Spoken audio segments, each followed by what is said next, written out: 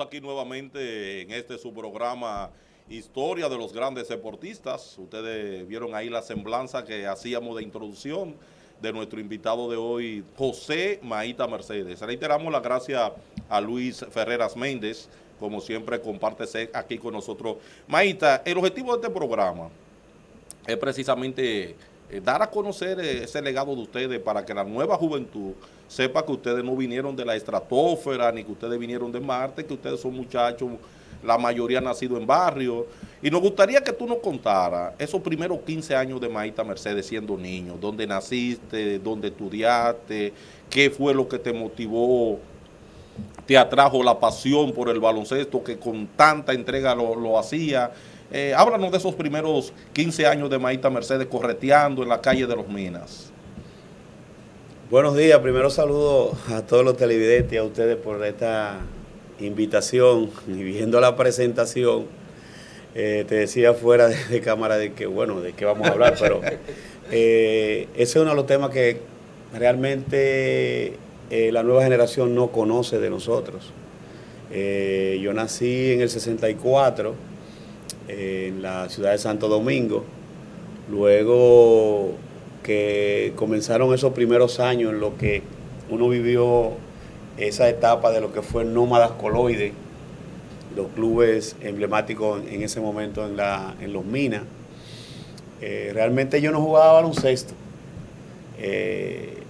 A la edad de 9 años, lo primero que pude ver fue cuando Freddy Maruca, un entrenador, sabe que existían algunos entrenadores reconocidos como Freddy Maruca, Marino Mercedes del otro lado, ahora no recuerdo el nombre de, me va a matar, ay Dios mío, sí, lo voy a ver si lo recuerdo, Rafael Osuna, okay. Rafael Osuna, muy buen entrenador. Yo me acercaba a la cancha era de 2 canastos, tenía 2 canchas, una que era de los Nómadas y otra que era de los Coloides. Yo siempre me acercaba a la cancha a ver los entrenamientos y ese tipo de cosas, porque realmente en esa juventud uno tenía que tener, aparte de lo que es lo posible por ser un atleta, tú tenías deberes en la casa. O sea, habían cosas que tú tenías que cumplir, estudiar, ayudar en la casa, ayudar a mi mamá, todo ese tipo de cosas. Entonces, un día yo le digo a Maruca, yo quiero jugar baloncesto, pero él conocía a mi familia porque mi familia estaba involucrada en lo que era el club Los Nómadas. Y él me dijo, pero tú eres el hijo de Mariita. Ahí nació el nombre de Maíta. Se nos adelantó. Porque ese era el nombre de mi mamá, le decían Mariita, doña Mariita en el barrio. Y entonces él dijo, pero tú eres el hijo de Maíta. Él no dijo Marita, dijo Maíta. Y entonces así se quedó el apodo. Esos primeros 4 años de lo que fue de 9, no, primeros 3 años, de 9 a 12, en mi casa no sabía que jugaba baloncesto. Okay. Yo jugaba a las escondidas, entrenaba a las escondidas. Yo tenía entre lo que era un vecino y mi casa un callejón donde yo guardaba las cosas para entrenar. Salía de mi casa normalmente, me iba al callejón, me cambiaba, dejaba la ropa e iba a la cancha. Y ¿pero por qué lo hacía? ¿No quería tu familia? Porque mi familia no quería, mi mamá no quería jugar a baloncesto. Recuerdo que siempre decía, ese muchacho nada más quiere estar metido en la cancha. Y en esa cancha. Pero indirectamente ya sabía, o sea, lo sospechaba. No sabía, no lo sabía. De verdad que no, porque mi mamá era una señora que trabajó, era una carnicera. Trabajó toda su vida, entonces mi mamá salía a las 6 de la mañana y regresaba a las 6 de la tarde. Entonces, en ese espacio del tiempo del día, nosotros teníamos que ir a la carnicería, hacer las labores, después después que veníamos prácticamente de estudiar, yo iba en la tarde, yo tenía que hacer todas mis cosas, y ahí era que yo a veces me le escapaba. Luego, llegó un momento en que me pude desarrollar, pude jugar torneos de categorías menores, y se interesó en ese momento la selección Emolfray, que era la que se utilizaba en ese tiempo, una categoría de 13 años. Ahí salieron muchísimos jugadores como Edgar Lugo, Van der Poel. Los dirigentes eran Humberto Rodríguez y Faisal Aver en ese momento. Y a mí me invitaron Me escogieron en un campamento, me invitaron. Y bueno, entrenando, los hermanos míos sí sabían, eran cómplices de que yo jugaba baloncesto. Entrenando, entonces luego fui escogido entre los 12. Pero llegó el momento de que ya yo tenía que decir la historia, o sea, el por qué. Y entonces ahí me pude esconder o usar la influencia de Torben Jaque, mi papá, realmente, para que hablara con mi mamá. Como eran familias que se conocían, vivían cerca del barrio, tenían esa amistad. Yo llego donde Torben y digo, mira, yo fui escogido, y Torben se puso alegre. ¿Cómo va a ser? Sí, escogido en la selección U13. Digo, sí, pero hay un problema. ¿Cómo que hay un problema? Digo, mi hermano sabe que juega baloncesto. Wow. ¿Que doña Marita no sabe que tú juegas baloncesto? ¿Y qué pasó? No, tú tienes que hablar con ella.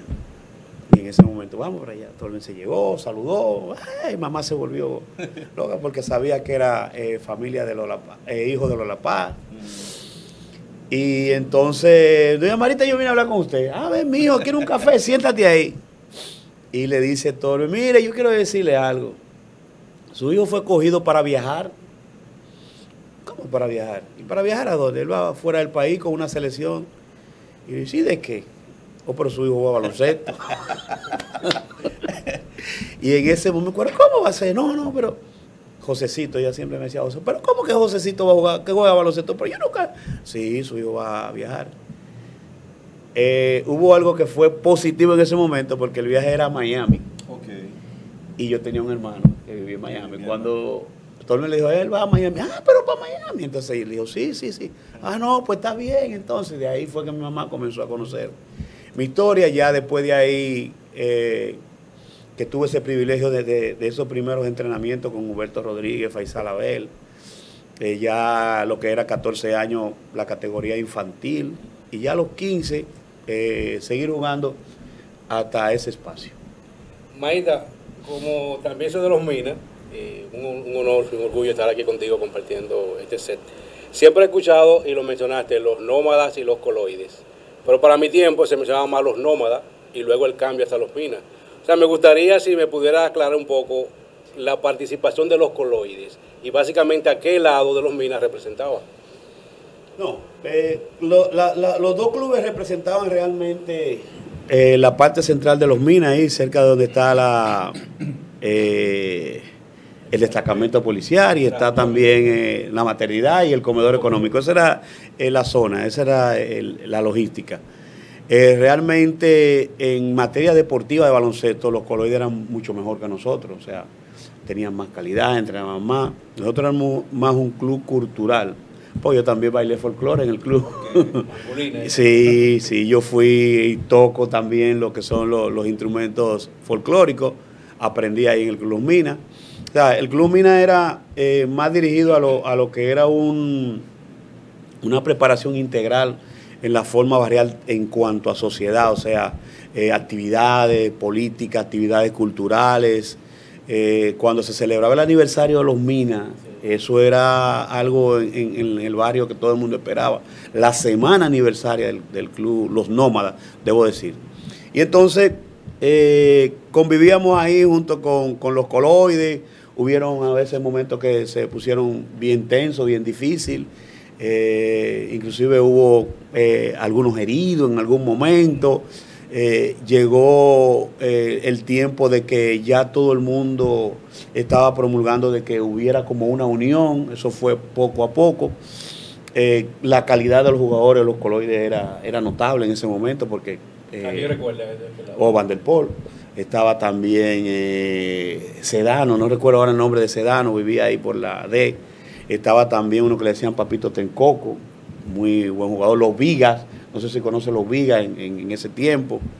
Y era realmente el equipo que competía de este lado, cuando cruzábamos de este lado, realmente el equipo que tenía la mayor competición para jugar con Naco, San Lázaro, en esos tiempos San Carlos, que eran los grandes equipos. Maida, dice que no te gustaba el baloncesto, o sea, no jugaba baloncesto hasta después de los 9 años. Tú sabes que siempre cuando uno practica un deporte hay una figura que más llama a uno la atención. ya sea en el baloncesto local o en el baloncesto de la NBA, ¿qué jugador en ese momento que tú eras un niño, 11, 12, 15, era parte de la selección juvenil, qué jugador te apasionaba en el ámbito del baloncesto? Dominicano, Hugo Cabrera. El basquetbol de la NBA en principio fue Larry Bird. Y porque uno no se puede apartar del béisbol, porque también lo practiqué, pero en muy corto tiempo. Mi jugador era Ken Griffey Jr. Entonces, Hugo Cabrera, porque yo tengo el privilegio de que pude ver desde lo que fue la época de los 70 hasta esta fecha, pude ver baloncesto, pues yo realmente desde temprana edad iba al Palacio de los Deportes. Nosotros conocíamos a Hugo Cabrera, a Chacho González, a Manolo Prince, Cucho Abreu, Johnny Duluc, ese equipo de San Lázaro, que era mi equipo en ese momento también. Héctor Bay, que después llegó, Kenny Young, que después también fue parte de esa dinastía, del equipo de Naco, que eran los grandes rivales en ese momento, Aldo Lechon, Cuquilanga, Alejandro Tejeda, Fran Prat, Sergio Tavera. O sea, esa fue una época preciosa que fue tan marcada que en el barrio de Los Minas existían lo que era, bueno, debo mencionar que se me pasó, disculpen, Eduardo Gómez, cuando llega, dividió una época en lo que eran los cabreristas y los gomistas. Y en Los Minas se formaban unos coloquios previo a los partidos de Naco y San Lázaro, que eso era gusto de ver las discusiones, que Eduardo era mejor, que Hugo era mejor.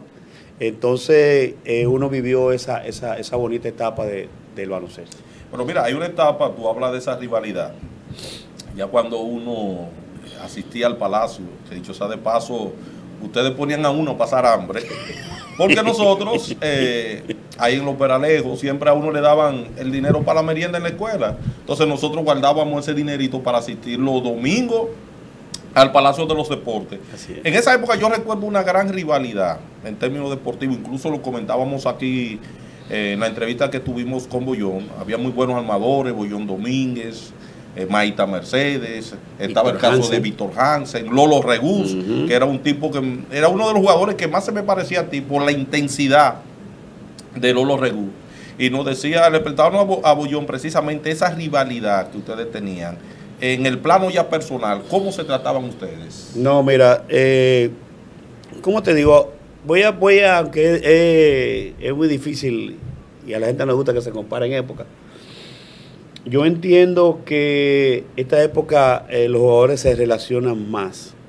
Eso no quiere decir que había enemistad en aquella época, sino había un respeto. No siempre respetaba al contrario, porque cada quien tenía lo suyo como jugador. Tú mencionaste 4 o 5 armadores, yo también viví la época de Ismael Tapia y de Edgar de la Rosa, o sea, jugadores que eran élite en ese momento. Y entonces uno aunque uno sí en la competencia, uno tiene que irrespetar, aunque suene un poquito contradictorio o contraproducente, pero sí en el juego tú debes de irrespetar porque tú estás en competencia, pero fuera de la cancha era un respeto, uno se saludaba. La gente pensó que Lolo y yo éramos enemigos. Y realmente lo que Lolo y yo creamos en esa etapa fue una cosa de competencia donde realmente el público la disfrutó, la esperaba, que eso era una de las cosas que eran sumamente importantes cuando decían los Minas San Carlos se enfrentan el miércoles, Lolo contra Maíta. Entonces ya la gente comenzaba a hacer ese morbo de que quería ir a ver ese partido. ¿Por qué? Porque tenía una característica muy, muy particular. Y era que desde que sonaba el pito hasta que se terminaba el juego, Lolo y yo éramos 1 contra 1, cancha entera. Vamos a hacer una pregunta, Maíta, la vamos a dejar en el aire para cuando retornemos precisamente de la pausa comercial. En esa época que tocábamos, o que tú tocabas ahí de aquella rivalidad, esa era una época de grandes esfuerzos.